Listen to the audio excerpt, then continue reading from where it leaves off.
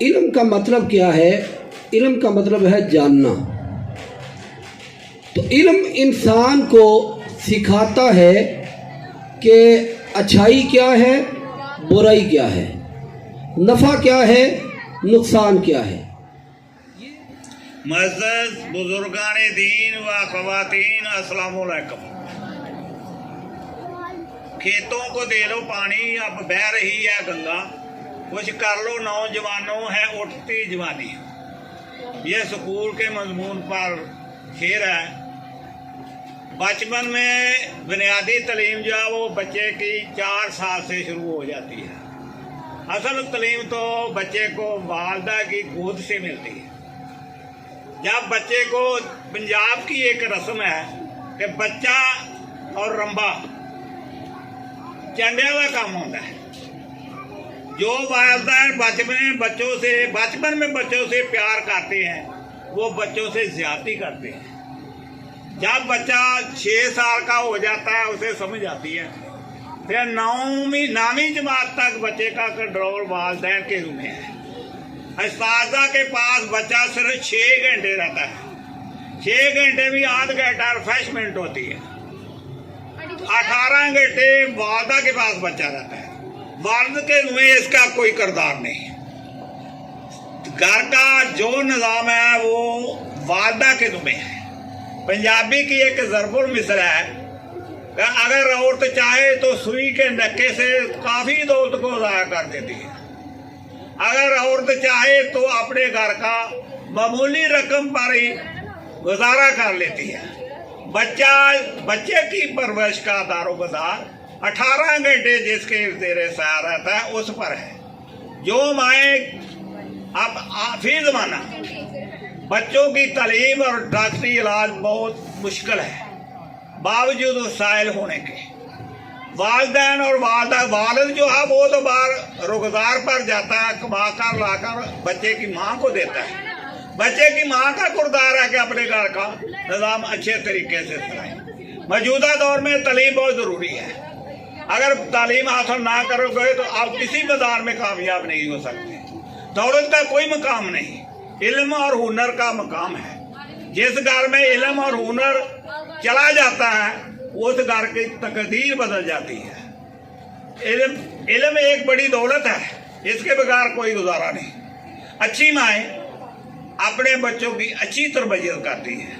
तालीमी इदारे मैंने 14 फरवरी 1970 को ज्वाइन किया है। 14 मई 2009 को मैं रिटायर हुआ। हुकूमत पंजाब ने मुझे 2 साल ज़ाये दिए, जैसे बाजवा साहब को दिए गए। मैंने वो रजा कराना तौर पढ़ाया। जो मेरे साथ हुकूमत का मुआहदा था, मैंने वो पैसे नहीं लिए। 2 साल सर्विस करके खैर बात कर दी। दौराने सर्विस मेरे 35 वजीफे हैं। कुछ मेरे बच्चे डिवीजन टॉप कर चुके हैं। एक गरीब घर का मैं बच्चा था, मेरे से छोटा भाई वो लाहौर में 19वीं स्केल पर रिटायर हुआ है। क़ज़ाए इलाही से वो चंद साल हुए मर गया। इल्म बहुत बड़ी है। इल्म जो माए अपनी पेट पर छुरी फेर कर, भूख काट कर अपने बच्चों को तालीम दिलवाती हैं, वो बच्चे कल को कामयाब होकर उनका खानदान बदल देते हैं। मैं उम्मीद रखता हूँ कि ये अदारा इंशाअल्लाह बफज़ले खुदा बड़ी मेहनत से तैयार किया गया है। इस जगह का मालिक मैं हूँ। मैं ये किसी को जगह नहीं देता था। ये जगह मैं किसी को नहीं देता था। मैं खुद भी ये अदारा चला सकता था। मेरे घर का ही अमला था। मेरी बहू बेटी है, तालीम याफ्ता है। मेरी बेटी MA है, M.Ed रेगुलर मैट्रिक से लेकर MA तक फर्स्ट डिवीजन है। लेकिन मैं नहीं। ये कोई अमरीना बेगम कोई खुश नसीबी कि उसने ऐसा आदमी मेरे पास भेजा। उसके चाचा जान मुंशी साहब और मेरे शकीला के वालिद साहब, उन्हें शकीला का भाई मेरे पास से पढ़ा है। वो आज गवर्नमेंट बहरिया में गस्टेड अफसर है। उसका नाम है अरफान नज़ीर। तो मैं इंशाल्लाह दुआ करता हूँ, आपसे भी कहता हूँ कि आप सब मिलकर दुआ करें कि इस अदारे को अल्लाह कामयाब करे। आमीन आमीन।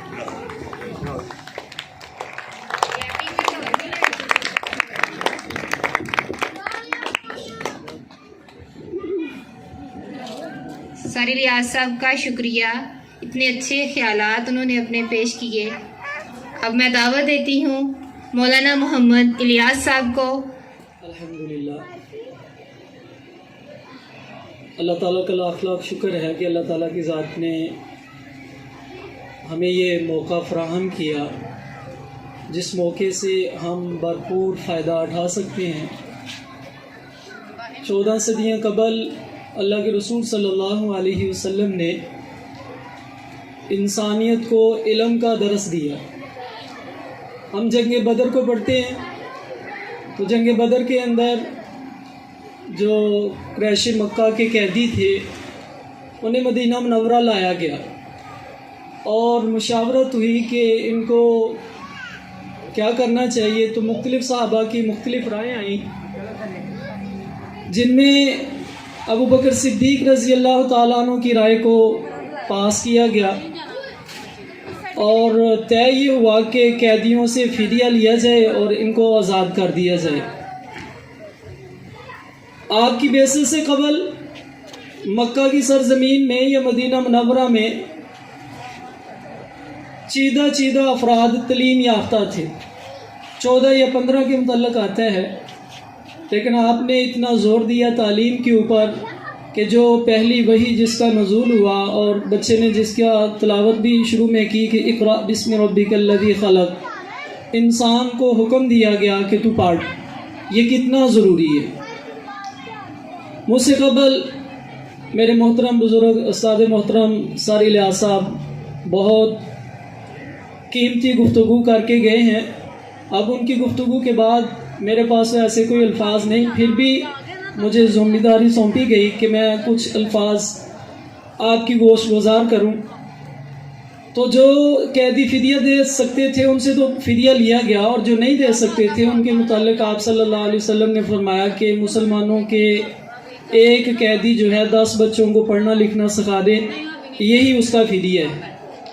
گویا کہ آپ صلی اللہ علیہ وسلم نے اتنا زور علم کے اوپر دیا، اور پھر آپ نے صدیوں پہلے ایک جملہ کہا کہ والدین اپنے بچوں کو علم سے بڑا کوئی زیور نہیں دے سکتے، والدین اپنے بچوں کو علم سے بڑا کوئی زیور نہیں دے سکتے۔ پھر چلتے چلتے ہم بھی بڑے ہوئے، مطالعہ کیا، اور پھر جو ترقی یافتہ جنہیں اپنے آپ کو مہذب کہتے ہیں اور آج پوری دنیا پر ان کا عروج ہے، ان کی یونیورسٹی سے جو اسٹوڈنٹ فارغ ہو کے جا رہی تھیں اور ایسے سٹیج پہ وہ اپنے انعامات کو وصول کر رہی تھیں، میں نے ان کی کیپ پہ یہ جملہ لکھا ہوا پڑھا کہ علم سے بڑھ کر والدین اپنے بچوں کو کوئی زیور نہیں دے سکتے۔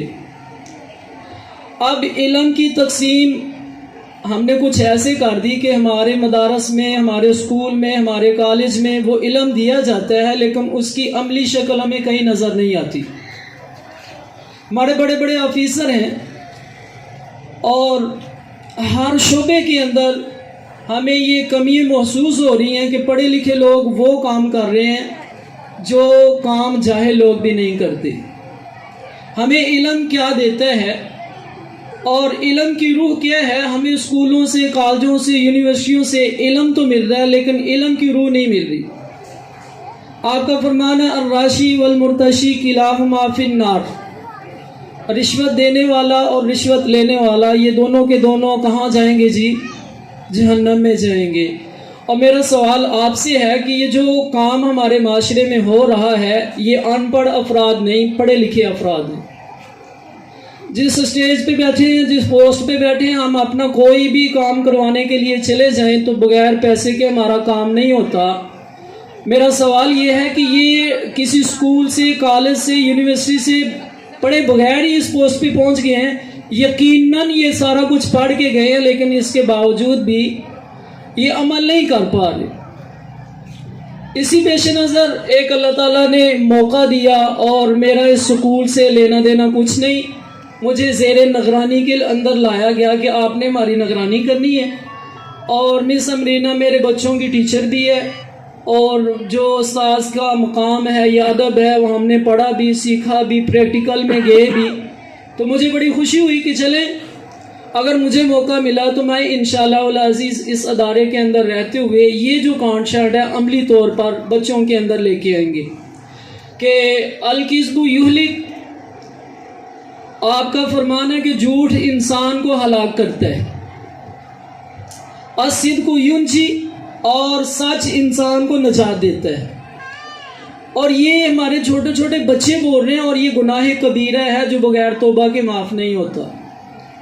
اور اس گناہ کو ٹیچر دے رہے ہیں، اس گناہ کو معاشرہ دے رہا ہے، اس گناہ کو کون جو ہے ہمارے بچوں کے اوپر لاگو کر رہا ہے. تو سب سے پہلے جیسے سر بتا رہے تھے کہ 16 گھنٹے والدین کو ملتے ہیں بچوں کی تربیت کے حوالے سے، اور تربیت یافتہ لوگوں کے ساتھ جو ہے وقت انسان گزار سکتا ہے، علم والوں سے گزارنا مشکل ہوتا ہے.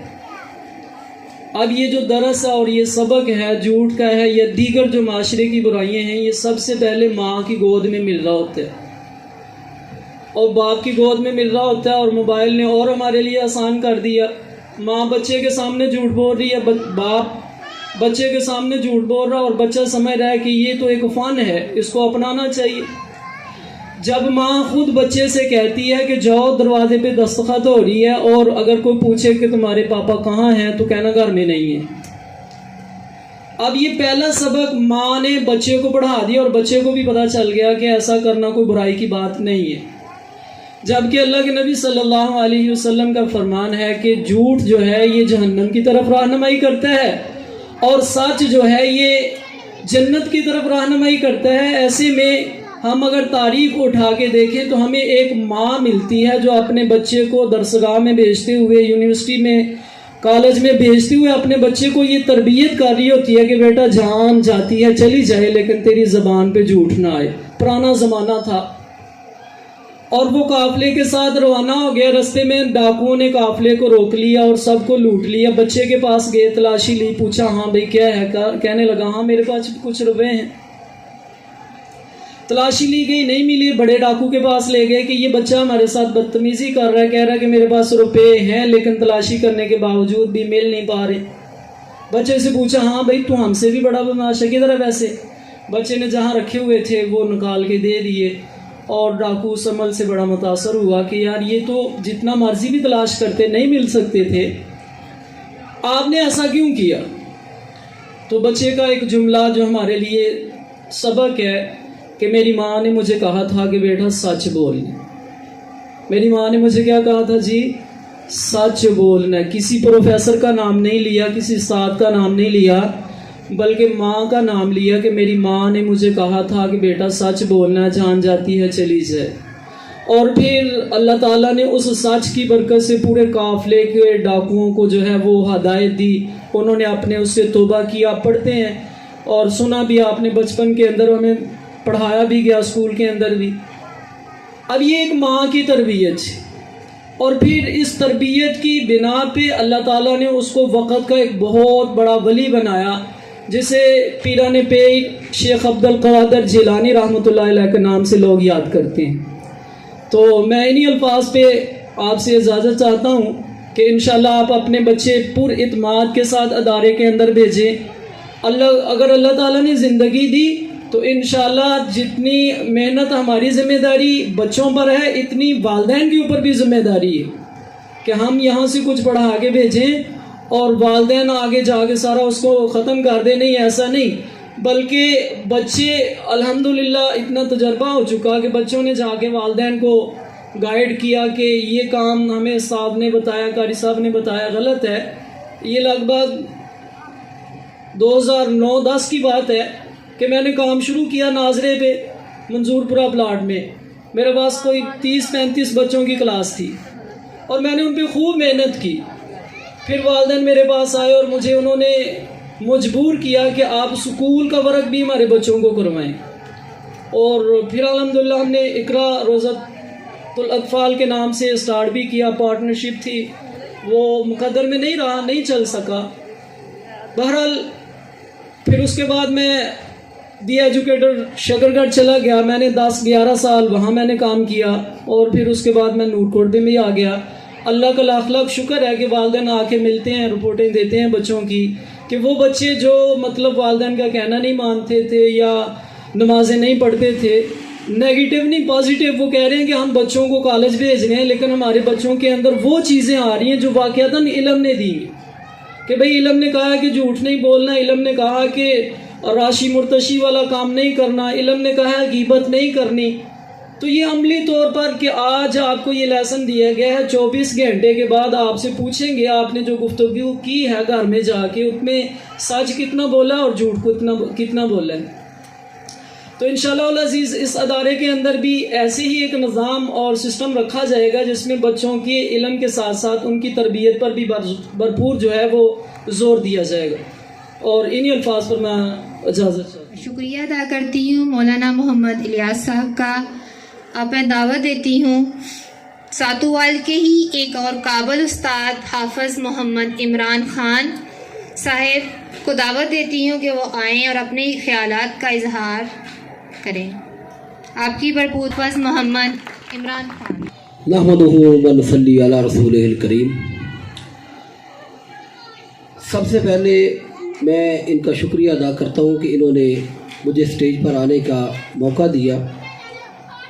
ٹائم کافی ہو چکا ہے، میں زیادہ لمبا ٹائم نہیں لوں گا، صرف 1-2 منٹ میں اپنی بات کر کے بات کو ختم کرتا ہوں. صرف علم کے حوالے سے بات کروں گا کہ علم کا مطلب کیا ہے. علم کا مطلب ہے جاننا.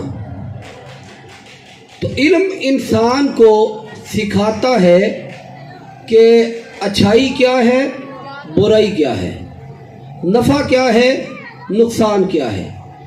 یہ علم سے ہی پتہ چلتا ہے.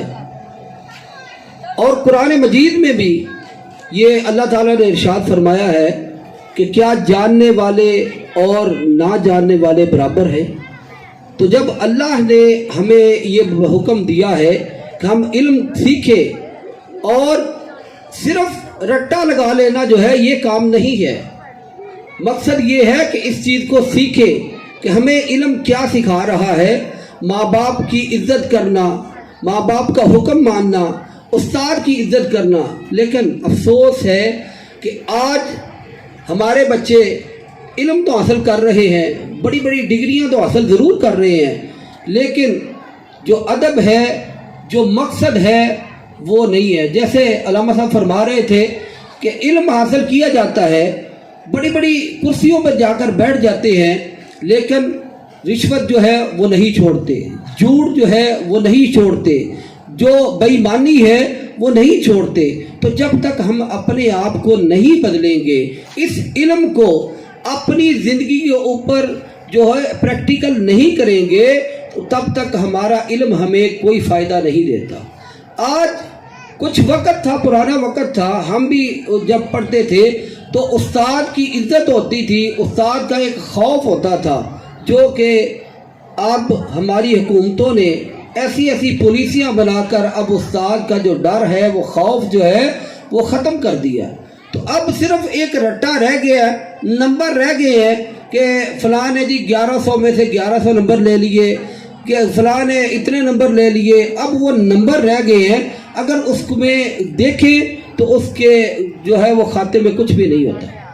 تو خدا را اپنے بچوں کو یہ استاد کی جو رسپیکٹ کرنا، ماں باپ کی رسپیکٹ کرنا یہ سکھائیں. یہ نہ سکھائیں کہ استاد کو اپنا غلام نہ سمجھے کہ ہم نے فیسیں دی ہیں لہذا استاد جو ہے وہ ہمارا غلام ہے. اگر استاد نے کوئی بات کہہ دی ہے، ڈانٹ دی ہے، تو ہم فوراً جا کے استاد کے اوپر جو ہے وہ چڑھائی کر دیتے ہیں.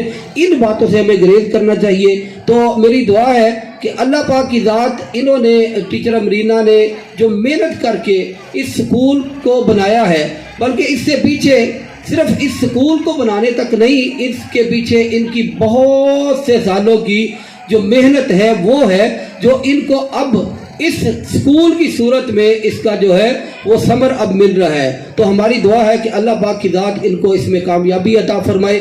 اللہ پاک کی ذات ان کو حقیقی معنوں میں جو علم ہے وہ بچوں تک سکھانے کی، پہنچانے کی توفیق عطا فرمائے. وآخر دعوانا الحمدللہ رب العالمین. جی تو اب ہم تقریب کو زیادہ لمبا نہیں کرتے، باقاعدہ اپنی اوپننگ کی طرف جاتے ہیں، جس کے لیے افتتاح ہم کروائیں گے یہ آفس کے فرنٹ سے. تو اس کے ساتھ میں آپ لوگوں کو بتا دوں کہ پیرنٹس نے جانا نہیں ہے، اپنی نشست پہ رہے، کیونکہ کھانے کا انتظام ہے تو کھانا تقسیم کیا جائے گا، اس کے بعد آپ لوگ جائیں. تو اوپننگ کے لیے میں چاہوں گی کہ مولانا قاری محمد الیاس صاحب آپ کائنڈلی آئیں ہمارے ساتھ، اور اپنے دوستوں کو بھی ساتھ. تو اوپننگ کے لیے باہر چلتے ہیں پھر ہم.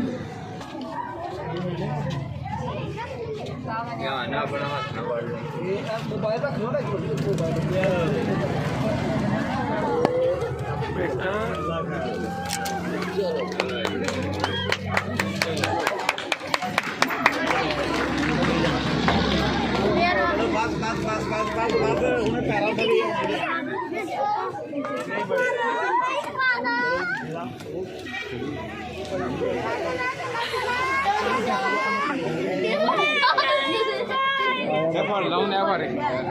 Mai kalah.